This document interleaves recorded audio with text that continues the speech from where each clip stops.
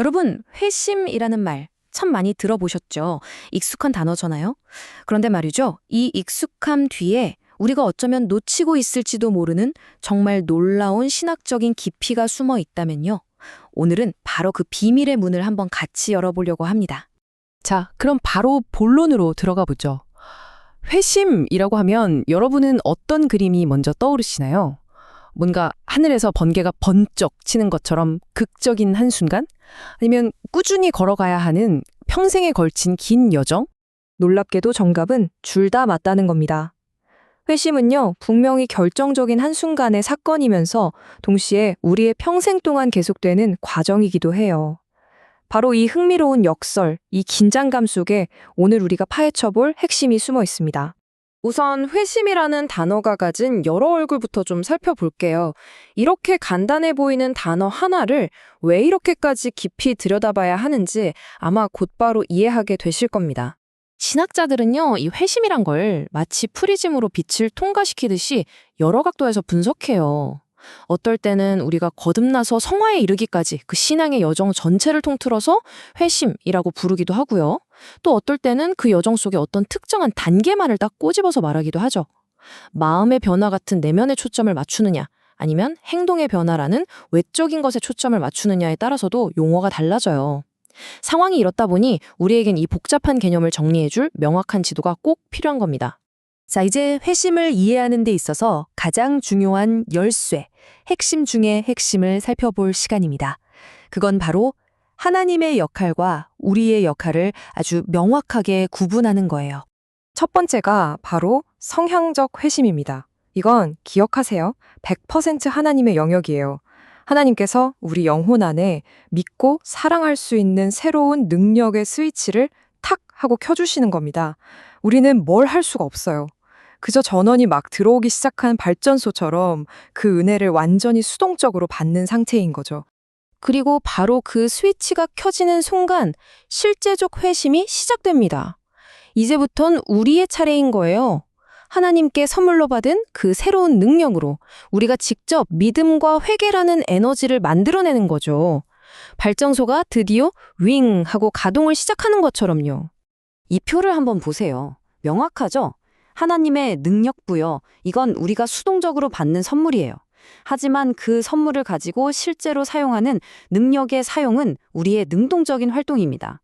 시작은 전적으로 하나님이시지만 그 열매는 우리의 응답을 통해서 맺어지는 거죠. 이 둘을 구분하는 것, 이게 바로 회심을 제대로 이해하는 첫걸음입니다. 그리고 이 개념이 그냥 나온 이야기가 아니에요. 보세요. 바빙크나 브라켈 같은 정말 위대한 신학자들도 사용한 단어나 표현은 조금씩 달랐지만 결국엔 똑같은 이야기를 하고 있어요. 하나님의 절대적인 주도와 그에 따르는 인간의 응답이라는 이 핵심 구조에는 모두가 동의했다는 거죠. 그만큼 신학적으로 아주 탄탄한 기초를 가진 중요한 구분이라고 할 수 있습니다. 좋습니다. 그럼 이제 우리가 행하는 그 실제적 회심의 안을 좀 더 깊숙이 들여다볼까요? 모든 진짜 회심에는요, 마치 동전의 양면처럼 절대로 때려야 뗄 수 없는 두 가지 얼굴이 함께 존재합니다. 그건 바로 죽임, 즉 모르티피카치오와 살림, 비비피카치오입니다. 말이 좀 어렵죠? 쉽게 말해 죽임은 죄를 향해서 아니요 라고 외치면서 단호하게 돌아서는 거예요. 반대로 살림은 하나님을 향해서 예 라고 응답하면서 그분께로 향하는 거죠. 죄로부터의 이탈과 하나님을 향한 복귀, 이 두 가지 움직임이 동시에 일어나는 것. 이게 바로 회심의 실제 모습입니다. 여기서 정말 중요한 포인트가 있어요. 회심은요, 그냥 어제보다 좀 더 착한 사람 되기 프로젝트 같은 게 아니라는 겁니다. 이 말을 한번 잘 들어보세요. 회심은 우리 삶의 원리와 본질 자체가 뿌리부터 뒤바뀌는 오직 하나님만이 하실 수 있는 초자연적인 변화라는 거죠. 자, 이제 네 번째 주제로 넘어가서 회심이 언제 일어나는지에 대한 이야기를 해보겠습니다. 많은 사람들이 회심을 그냥 출별선 정도로 생각하는데 사실은 그게 아니에요.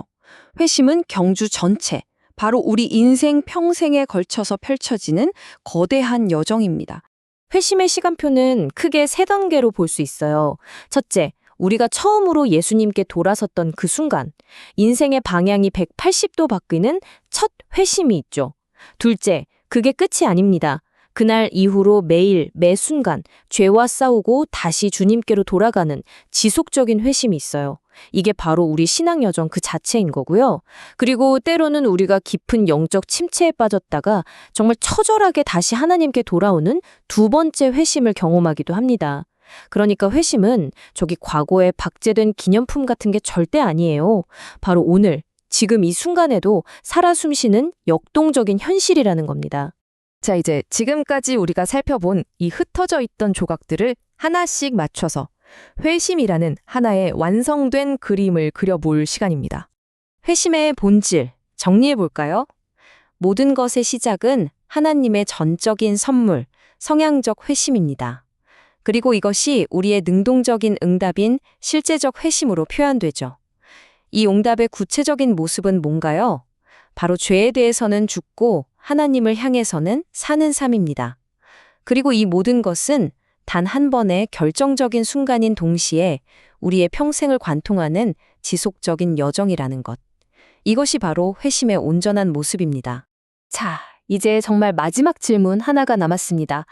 이 모든 이야기를 듣고 난 지금 여러분의 회심은 어떤 모습인가요? 혹시 먼지 쌓인 앨범 속 빛바랜 과거의 사진처럼 남아있진 않으신가요? 아니면 지금 이 순간에도 여러분의 삶 속에서 뜨겁게 심장이 뛰고 있는 생생한 현실인가요?